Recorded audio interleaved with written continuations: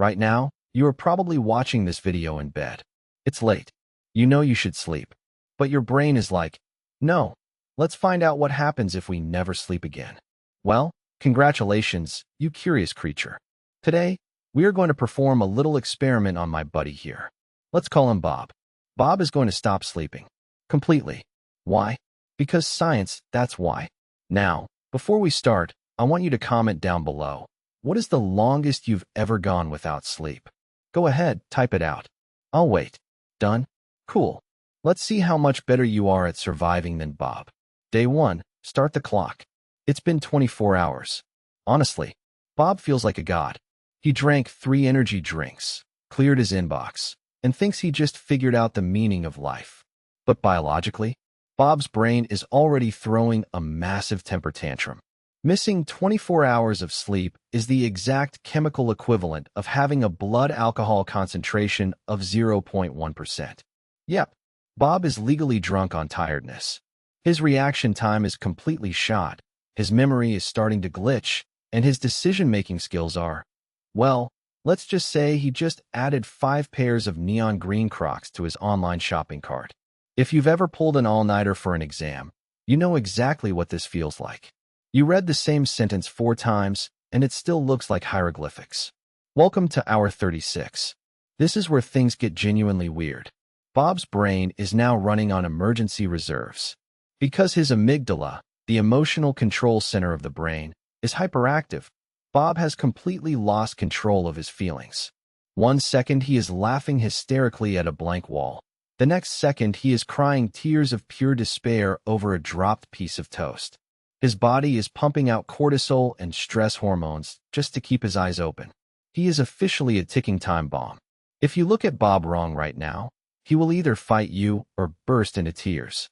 Hey, you watching this? Have you ever gotten so tired that a terrible, unfunny joke became the funniest thing you've ever heard in your life? That's hour 36. But wait, it gets worse. Hour 48. 2 full days. Bob's brain has decided that if Bob won't turn himself off, the brain will just do it for him. This is called microsleep.